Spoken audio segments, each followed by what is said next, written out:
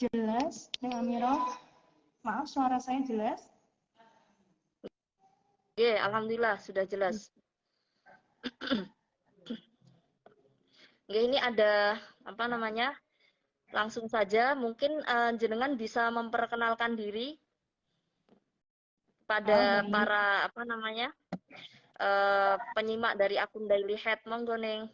Panggilannya siapa Neng? Dian apa Neng Siva apa Neng Iya, Husna? Dian aja, nggak usah pakai Neng. Oh, oke. Iya, iya, Dokter Dian, oke. iya, oke, lebih lebih nyaman Silakan. gitu ya. Oke, Bismillahirrahmanirrahim. Assalamualaikum warahmatullahi wabarakatuh. Perkenalkan nama Waalaikumsalam saya, warahmatullahi wabarakatuh. Perkenalkan nama saya Dian Syifaul Husna, biasa dipanggil Dian. Saya berdomisili di Kendal, tepatnya di Desa Botomulyo, Cepiring. Oh, Cepiring. Alhamdulillahirobbilalamin. Nggih, sejauh ini saya masih 1 tahun di Cepiring. Setelah melalang buana dulunya, saya saat ini menetap di Cepiring. Dulu sempat belajar di Pondok Pesantren Al Asyariah Wonosobo. Kemudian saya sangat bersyukur sekali bisa diskusi dengan Neng Amiro. Karena apa?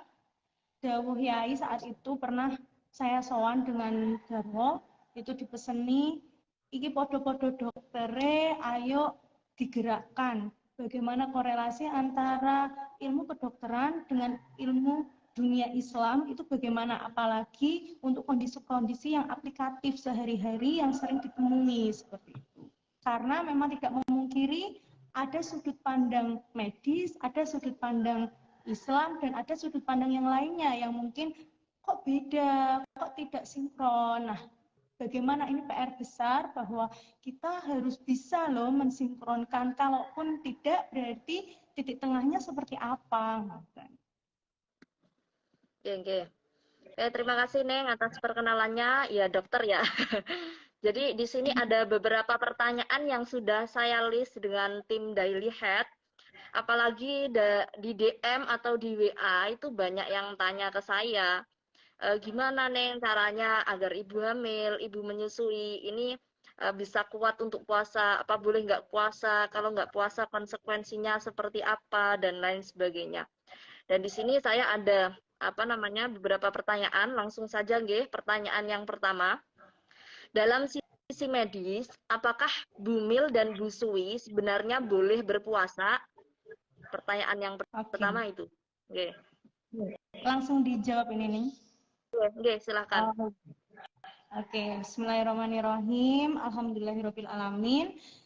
Hari ini kita sharing bersama ya, belajar bersama, karena sesungguhnya telinga saya lebih dekat dengan mulut saya, jadi ini salah satu pengingat untuk diri juga gitu. Nah, untuk pertanyaan pertama, apakah secara medis untuk Bumil dan Busui itu boleh berpuasa? Kalau jawabannya boleh atau tidak, itu tergantung kondisi ya. Kalau jawabannya boleh atau tidak, setiap ibu-ibu itu beda-beda.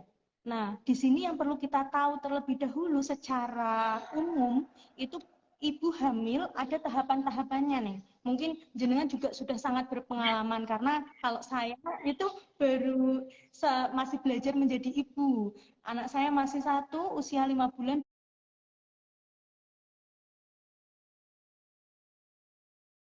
24 hari. Oh, Nah, Masya Allah, ya ya. jadi saya juga masih belajar gitu. Oh, ternyata ibu hamil dulu tahun kemarin saya puasa itu kondisi hamil sekitar usia 13 minggu, masuk 13 minggu. Bekerja di IGD saat itu karena kondisi masih internship di RSUD Panembahan Senopati Bantul. Kemudian saya bingung juga, saya masih boleh puasa nggak ya dengan kondisi yang seperti itu. Namanya perempuan kan pengennya mempersiapkan gitu. Nah, yang pertama yang perlu kita ketahui adalah ibu hamil itu secara general atau secara umum ada tahapannya. Ada trimester 1, trimester 2, dan trimester 3. Nah, kalau trimester 1 di sini kondisi kehamilan bahasa gampangnya di usia sekitar 3 bulan, 0 sampai 3 bulan. Dan di usia ini biasanya seringnya kita nyebutnya lagi lekasan, ngoten nggih bahasa Jawanya lekasan. Kemudian ada juga morning sickness gitu ya bahasa kedokterannya. Nah, di sini biasanya bisa juga muncul keluhan mual, muntah, lemes, mood swing. Nah, ini yang sering terjadi dan sering kurang diperhatikan gitu ya. Nah, di sini kondisinya kalau ditanya apakah boleh berpuasa atau tidak untuk ibu hamil dulu, tergantung kondisi ibu tersebut. Yang pertama, kalau saat itu, kalau saya pribadi itu termasuk hamilnya hamil ngebo ya bahasanya ya. sama Jadi nggak ada kayak saya. keluhan. Alhamdulillah itu memang yang perlu disyukuri, tapi tidak memungkiri bahwa ibu-ibu lain, teman-teman saya juga mengalami mual yang hebat, muntah, kemudian lemes sampai harus bed rest di rumah sakit, itu juga ada, ngoten. Nah, di sini kalau memang mau berpuasa, itu saran saya, kalau ini kan udah masuk bulan puasa nih, saran saya adalah cek dulu. Cek dulu apakah HB itu normal atau rendah. Nah, biasanya di sini yang sering terjadi pada wanita di Indonesia itu mayoritas mengalami anemia atau HB-nya rendah. Nah, di sini PR penting. Oh, berarti gimana nih biar genjot HB-nya normal? Karena apa? Ketika HB-nya rendah, ini otomatis suplai oksigen di dalam otak itu juga berkurang karena HB itu salah satu komponen sel darah merah yang mengangkut atau mengikat oksigen, salah satunya suplai tertingginya ke dalam otak. Bisa ngantuan, kemudian bisa juga lemes, mual gitu ya, pusing. Nah, itu keluhannya. Nah, kalau kondisi HB-nya rendah, sebelum puasa bisa dikejar apa enggak? Oh, bisa dikejar. Dan alhamdulillah tidak ada keluhan menjelang hari pertama Ramadan. Oke, boleh puasa. Kayak gitu. Kok ternyata ada kondisi lain, pemberat sebelumnya, sebelum hamil ada asma, kemudian yang sering kambuh ya, asma yang sering kambuh, kemudian memang ada kondisi-kondisi penyakit tertentu, itu perlu dikonsultasikan ke dokter atau ke tenaga kesehatan terdekat agar bisa memantapkan, oh saya puasa atau enggak gitu. Nah, itu yang trimester 1. Nanti trimester 2 itu lebih secara umum kondisi yang hamil paling enak gitu. Karena apa? Di sini keluhan-keluhan di trimester pertama sudah berkurang. Walaupun tidak menutup kemungkinan ada juga yang masih bau aroma suaminya aja pengen muntah gitu ya. Ada yang seperti itu katanya. Alhamdulillah anak pertama saya ini saya benar-benar hamil ngebo saat itu. Jadi alhamdulillah tahun kemarin Ramadan 2022 saya bisa puasa full biidznillah. Kemudian untuk trimester 3. Nah, trimester 3 ini juga kondisinya tergantung. Saat itu ibu hamil ini bagaimana? Satu, biasanya di trimester 3 posisi apa aja itu salah. Mau duduk begem, mau miring, mau tiduran, juga rasanya penuh perutnya, terus sering pipis. Nah, ini juga jadi PR. Ketika perut semakin membesar, rahim semakin membesar, itu akan menggencet atau mendorong bagian kantong kemih sehingga sering pipis. Nah, kondisi puasa kita tahu bahwa cairan yang masuk itu otomatis bergeser. Yang biasanya kita 24 jam bisa minum kapan aja, haus sedikit minum, dan lain sebagainya. Nah, kondisi puasa, apalagi puasa Ramadan selama 1 bulan penuh, okay? Nah itu kan otomatis akan ada kebiasaan yang bergeser. Nah di sini PR-nya gimana kita menjaga agar kestabilan tubuh itu tetap stabil, tetap terjaga, ngoten.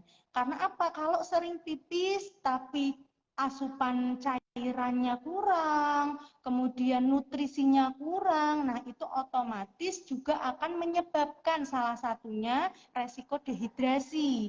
Nah, dehidrasi ini juga menjadi indikasi secara medis bahwa ibu-ibu hamil atau ibu menyusui tidak berpuasa. Diperbolehkan untuk tidak berpuasa.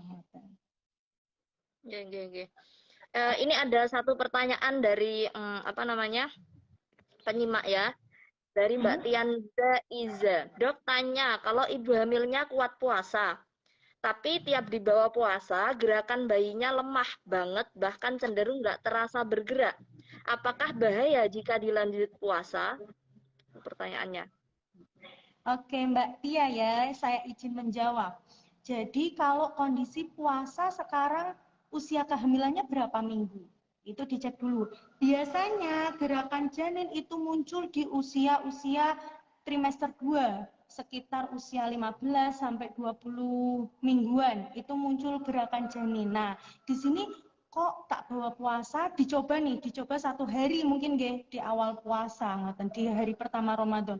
Kok gerakannya menurun, padahal ibunya nggak ada keluhan, tapi kok janinnya kok kayaknya nggak seaktif biasanya. Yang perlu saya berikan solusinya adalah coba kita USG.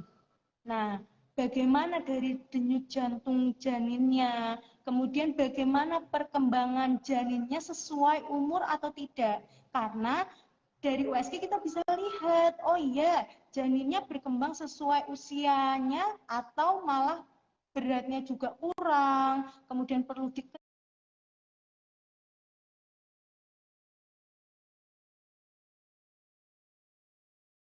dan lain sebagainya. Jadi ini memang tergantung fit, tapi saat di bawah puasa kok agak menurun ya gerakannya atau malah menghilang. Nah, niku tak sarankan di USG. Kemudian Jadi minta saran nanti nunggu keputusan dokter ya, ini saya lanjut atau tidak seperti itu ya. Kalau lanjut berarti ya dilanjut enggak apa-apa, tapi kalau enggak ya enggak usah puasa, tapi nanti karena ini kan mengkhawatirkan janin, berarti dia nanti ketika enggak puasa wajib qadha plus fidyah gitu ya. Karena kan khawatir pada anak. Karena ibunya kuat-kuat saja gitu. Ngeten nggih, Neng nggih. Nggih. Terus ada lagi pertanyaan. Ya. Pertanyaan lagi, apa saja indikasi medis yang menyebabkan bumil atau busui tidak disarankan untuk berpuasa? Baik, oke, kondisi medis, ya tadi udah kita sempat singgung ya, kondisi medis apa sih sebenarnya yang membuat ibu hamil dan ibu menyusui itu tidak berpuasa atau diperbolehkan tidak berpuasa. Yang pertama tadi, oh iya ada penyulit atau kondisi-kondisi medis tertentu. Yang kedua, ibu atau bayi kalau lagi menyusui ya, itu sedang sakit atau pemulihan pasca sakit. Nah, ini saya juga mencari bagaimana cara menentukan bahwa dia itu sakit yang diperbolehkan tetap puasa atau memang diperbolehkan tidak berpuasa. Nah, ternyata memang di sini bayi sakit itu kita bisa melihat dari yang pertama, keaktifannya, kemudian demam, pipisnya bagaimana, ada tanda-tanda dehidrasi atau tidak, kemudian ada riwayat penyakit sebelumnya